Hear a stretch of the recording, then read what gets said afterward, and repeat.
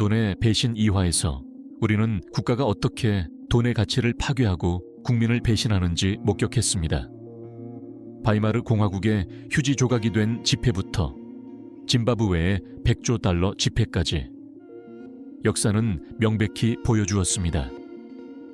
국가는 정치적 위기를 모면하기 위해 언제든 화폐 인쇄기를 선택했고 그 대가는 고스란히 국민의 몫이었습니다.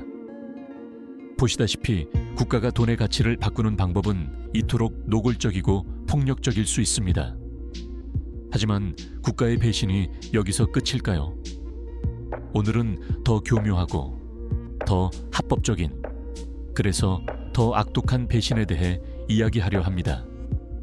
당신의 노후를 책임지겠다며 매달 월급에서 떼어가는 돈, 바로 국민연금과 퇴직연금입니다. 혹시 이 거대한 금융 시스템이 역사상 최악의 금융 사기인 폰지 사기와 다르지 않다는 사실을 아십니까? 심지어 이제는 당신의 퇴직금마저 한 번에 주지 않으려 하고 있습니다.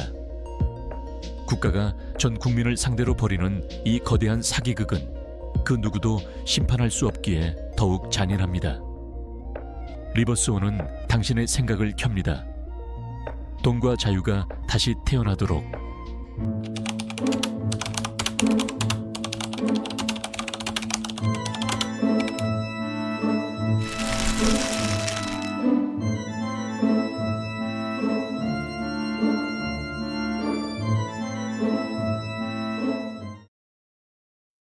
대한민국의 연금 시스템을 평가하기에 앞서 우리는 먼저 금융사기의 대명사가 된 폰지 사기의 본질과 작동 방식을 명확히 해보겠습니다. 폰지 사기의 폰지는 사실 사람의 이름입니다. 1920년대 미국, 이탈리아 이민자 찰스 폰지는 국제 우편 반신권의 국가 간 가격 차이를 이용한 차익 거래라는 그럴듯한 사업 모델을 제시했습니다. 그는 투자자들에게 45일 만에 50%, 90일 만에 원금의 2배라는 당시로서는 상상하기 어려운 천문학적인 수익률을 약속했습니다. 이 약속은 합법적이고 정상적인 사업 활동으로는 달성 불가능한 것이었지만 대중의 탐욕을 자극하기에는 충분했습니다. 폰지 사기의 핵심 메커니즘은 지극히 단순했습니다. 그는 신규 투자자에게서 받은 돈을 기존 투자자에게 수익금으로 지급했습니다. 이 과정은 성공적인 사업이 운영되고 있다는 환상을 만들어냈고 초기 투자자들의 성공담은 최고의 광고가 되어 더 많은 투자자와 자본을 끌어모으는 기폭제가 되었습니다. 이 시스템 안에서는 어떠한 실질적인 부가가치도 창출되지 않았습니다. 돈은 그저 나중에 들어온 사람의 주머니에서 먼저 들어온 사람과 사기 설계자의 주머니로 이동했을 뿐입니다. 이러한 기만적 구조는 인간의 심리를 교묘하게 파고듭니다. 폰지 사기는 단순히 금융 문맹을 노리는 것을 넘어 강력한 탐욕과 사회적 증거의 결합을 이용합니다. 초기에 수익을 얻은 성공 사례들은 그 사기 시스템의 가장 효과적인 마케팅 도구가 됩니다. 주변 사람의 성공을 목격한 잠재적 투자자들은 합리적 의심을 거두고 검증되지 않은 연쇄 반응에 휩쓸리게 됩니다. 폰지가 처음 약속한 50%의 수익을 실제로 지급하자 소문은 걷잡을 수 없이 퍼져나가 불과 몇 달 만에 4만 명의 투자자로부터 1,500만 달러, 현재 가치로 약 1억 6,200만 달러, 한화 약 2,280억 원 이상을 끌어모았습니다. 이는 투자자들이 사업 모델의 타당성이 아니라 초기 투자자들의 성공이라는 현상 자체에 투자했음을 보여줍니다. 모든 폰지 사기는 시작부터 실패가 예정되어 있습니다. 그 구조가 유지되기 위해서는 기하급수적으로 증가하는 신규 투자자의 유입이 필수적이기 때문입니다. 그러나 신규 자금 유입이 기존 투자자에게 지급해야 할 수익금의 증가 속도를 따라가지 못하는 순간 시스템 전체는 필연적으로 붕괴합니다.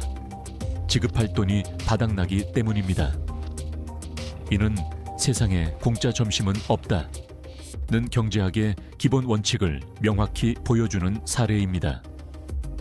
폰지 사기는 허공에서 돈을 만들어내는 것이 아니라 미래 세대의 자산을 현재 세대에게 이전하는 제로섬 게임에 불과합니다. 신규 유입이 멈추는 순간 가장 마지막에 참여한 투자자들은 모든 것을 잃게 됩니다. 이 수학적 필연성은 폰지 사기를 단순한 고위험 투자가 아닌 명백한 사기로 규정하는 근거가 됩니다. 이제 분석의 초점을 사기 모델에서 대한민국의 현실, 즉 국민연금 시스템으로 옮겨보겠습니다. 국민연금은 사회보장이라는 고귀한 목표로 설립되었지만 그 근간을 이루는 재정 구조와 대한민국의 인구학적 현실은 이 시스템이 폰지 사기와 동일한 지속 불가능한 원리로 작동하도록 강제하고 있습니다. 국민연금의 재정 구조는 부과 방식을 근간으로 합니다.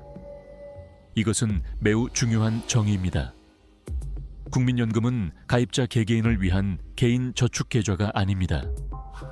현재 근로세대가 납부하는 보험료는 그들의 미래 노후를 위해 모두 적립되는 것이 아니라 일부 적립, 일부는 즉시 현재 연금을 수급하는 노인 세대의 연금 지급 재원으로 사용됩니다. 이 시스템은 본질적으로 세대 간의 암묵적인 사회 계약에 해당합니다. 즉, 우리가 젊었을 때 부모 세대를 부양했으니 우리가 늙으면 자녀 세대가 우리를 부양해 줄 것이라는 믿음입니다.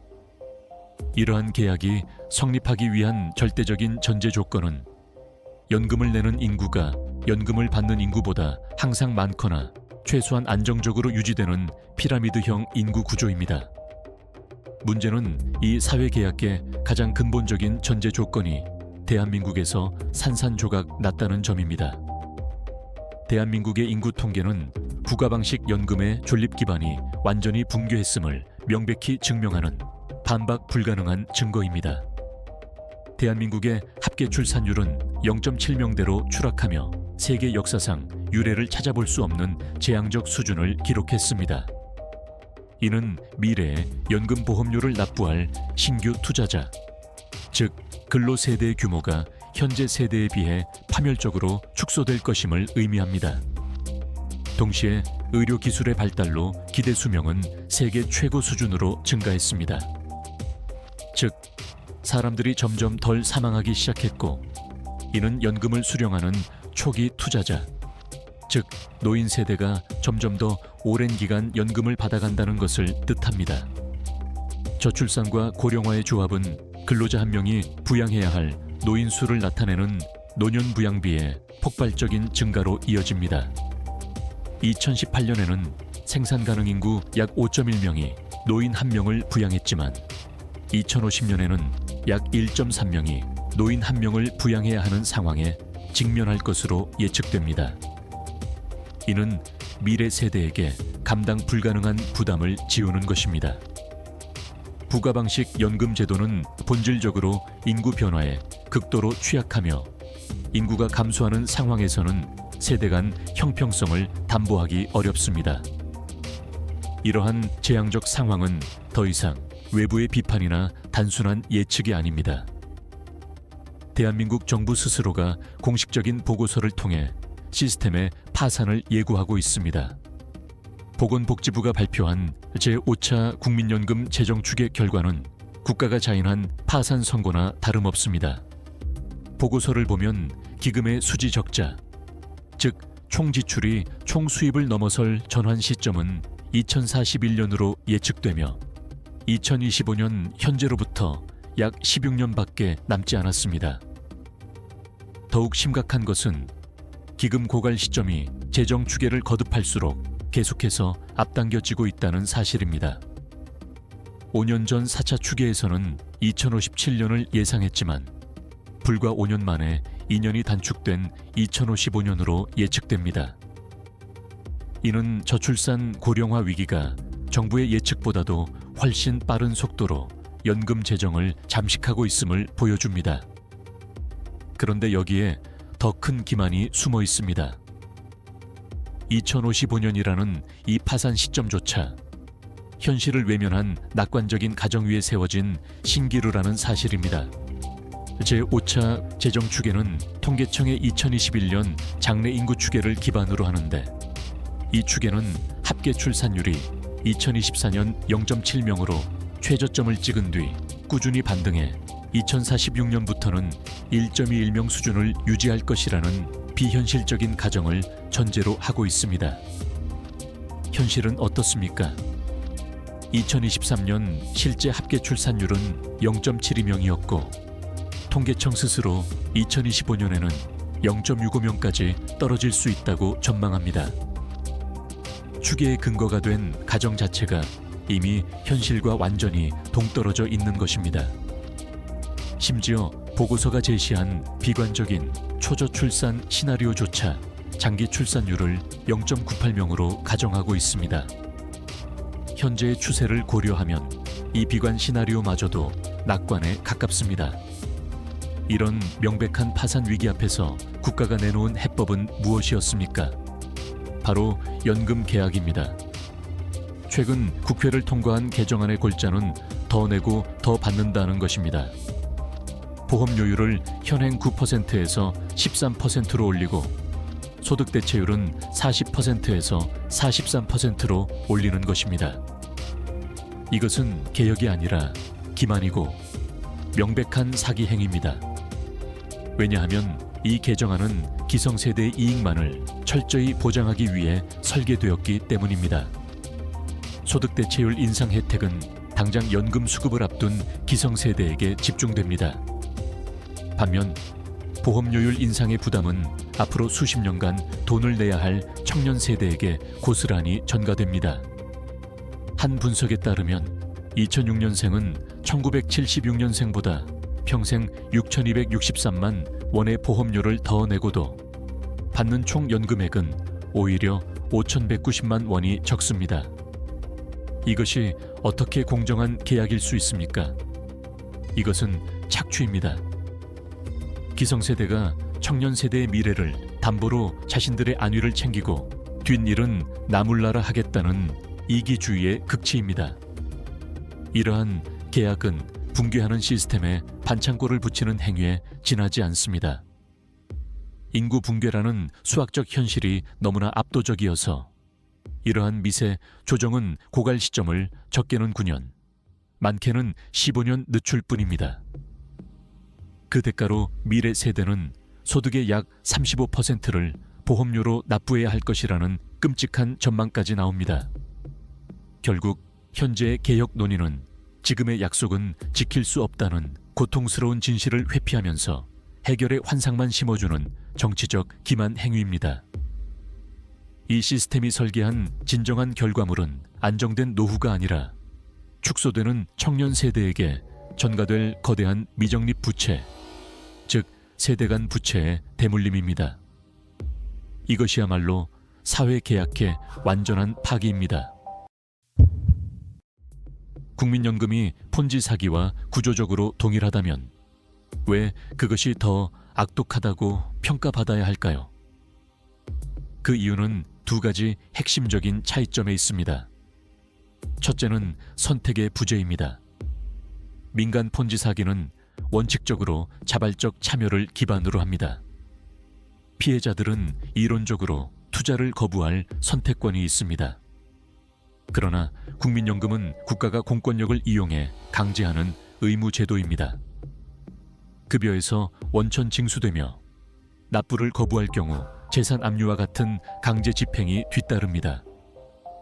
국민은 파산이 예정된 시스템에 자신의 미래를 저당 잡히도록 강요당하고 있습니다. 한 여론조사에서 대학생의 94% 이상이 연금 개혁안에 부정적인 반응을 보인 것은 자신들이 희생양이 될 것이라는 청년 세대의 깊은 불신을 반영합니다. 둘째는 책임의 부재입니다. 찰스 폰지는 체포되어 징역형을 선고받았습니다. 그러나 실패한 국가연금 시스템을 설계하고 운영한 정책 이반자, 관료, 정치인 중 그 누구도 법적, 재정적 책임을 지지 않습니다. 실패의 모든 책임과 부담은 고스란히 미래 세대와 납세자에게 전가됩니다. 누가 그들을 잡을 것인가? 라는 질문에 대한 답은 아무도 없다입니다. 이것이 바로 국가가 운영하는 폰지 사기의 가장 잔인하고 악독한 본질입니다. 국가는 국민연금의 실패를 인지하고 있으면서도 이제 퇴직연금이라는 두 번째 덫을 놓고 있습니다. 최근 정부가 추진하는 퇴직금 일시금 수령 폐지는 국민을 완전히 고장난 시스템 안에 가두려는 마지막 열쇠 돌리기와 같습니다. 대한민국 퇴직연금 시스템의 가장 큰 문제는 만성적으로 저조한 운용 성과입니다. 최근 10년간 연환산 수익률은 물가 상승률조차 따라잡기 힘든 연 2.07% 수준에 불과합니다. 이러한 처참한 수익률은 국민연금기금의 연평균 수익률, 최근 10년간 연평균 4.7%나 미국, 캐나다 등 주요 선진국 사적 연금의 수익률 연 7% 이상과 비교하면 더욱 두드러집니다. 이러한 저수익률은 구조적인 문제에서 비롯됩니다. 퇴직연금 적립금의 대부분은 기업과 금융기관의 무관심, 그리고 가입자의 전문성 부족으로 인해 은행 예금과 같은 원리금 보장 상품에 묶여 있습니다. 더 높은 성장을 추구할 유인도, 능력도 없는 구조입니다. 최근 정부가 사전지전 운용제도를 통해 높은 수익률을 달성했다고 홍보하지만 이는 통계 방식을 왜곡한 성과 부풀리기일 가능성이 제기되고 있습니다. 낮은 수익률 문제는 제도 도입 초기부터 지적되어 온 고질병이지만 전혀 해결되지 않고 있습니다. 이러한 상황에서 정부는 모든 사업장에 퇴직연금 가입을 의무화하고 결정적으로 퇴직 시 급여를 일시금으로 수령할 수 있는 선택지를 없애는 방안을 추진하고 있습니다. 정부는 이러한 조치가 안정적인 노후 소득 보장과 기업 도산 시 임금 체불 방지를 위한 것이라고 설명합니다. 그러나 이 명분 뒤에는 훨씬 더 냉혹한 현실이 숨어 있습니다. 이 조치의 진짜 목적은 금융적 봉쇄입니다. 붕괴하는 국민연금과 불신이 팽배한 대중을 마주한 국가는 퇴직연금 시스템에서 발생할 수 있는 대규모 자금 인출, 즉 뱅크런을 막으려 하고 있습니다. 연금화를 강제함으로써 국가는 수백조 원에 달하는 국민의 마지막 노후 자금을 저수익의 덫 안에 영원히 가두는 것입니다. 이는 사실상 국민이 소유한 마지막 사적 노후 자금에 대한 통제권을 국가가 탈취하는 행위이며 궁극적인 금융 약탈입니다. 국민들은 퇴직금 일시 지급제를 유지하고 모든 사업장 연금 의무화는 철회해야 한다고 외치고 있지만 국가는 이를 외면하고 있습니다. 이 모든 분석은 하나의 결론으로 수렴합니다. 대한민국의 연금 시스템은 더 이상 국민의 노후를 보장하는 사회 안전망이 아니라 국가가 공인하고 강제하는 거대한 금융적 기만입니다. 우리는 두 개의 거대한 위기를 동시에 목격하고 있습니다. 첫째, 국민연금은 인구학적 시한폭탄 위에서 폰지 사기의 메커니즘으로 작동하며 예정된 파산을 향해 달려가고 있습니다. 둘째, 퇴직연금은 국가가 강제하는 저수익에 덫이며 이제 국가는 그 마지막 출구마저 봉쇄하려 하고 있습니다. 이것은 단순한 정책 실패나 경영 부실의 문제가 아닙니다. 이는 국가가 주도하는 체계적인 부의 강탈에 해당합니다. 현재의 젊은 세대는 자신들이 결코 온전히 돌려받지 못할 시스템에 막대한 돈을 쏟아붓도록 강요당하고 있으며 동시에 그들의 사적인 노후 자금마저 성장이 정체된 금융 상품 안에 갇히고 있습니다. 이것이 바로 국가가 국민에게 치는 대국민 폰지 사기의 실체입니다. 이는 세대 간의 신뢰를 기반으로 한 사회 계약에 대한 명백한 불이행 선언이며 국민의 재산권을 근본적으로 침해하는 행위입니다. 그리고 이 모든 기만 행위는 국민의 궁극적인 보호자여야 할 국가 그 자체에 의해 자행되고 있다는 점에서 더욱 비극적입니다. 찰스 폰지는 감옥에 갔지만 이 거대한 시스템의 설계자들에게는 아무런 책임도 물을 수 없습니다. 그 책임은 오직 미래 세대의 고통으로만 남을 것입니다. 이러한 범국가적 사기 행위에 우리는 어떻게 대응해야 할까요? 정말 방법은 없는 걸까요? 리버스온은 앞으로 몇 회의 영상에 걸쳐 국가, 은행, 달러의 거짓말을 차례로 살필 것입니다. 그리고 우리가 행동할 수 있는 대안을 제시하려 합니다. 돈의 배신 사화에서는 IMF가 한국에 보내는 경고 신호에 대해 알아봅니다. 그리고 우리는 벌써 체감하고 있죠. 우리가 매일 쓰는 플랫폼 가운데 쿠팡, 배달의 민족은 국내 기업이라 부르기 어렵습니다. 이 흐름이 이어지면 기업과 부동산, 일자리와 데이터까지 국경 밖의 손으로 이동합니다. 그때 한국은 과연 한국일까요? 리버스온은 당신의 생각을 켭니다. 돈과 자유가 다시 태어나도록. 다음 화를 놓치지 않도록 구독, 좋아요, 알림 설정까지 잊지 마세요.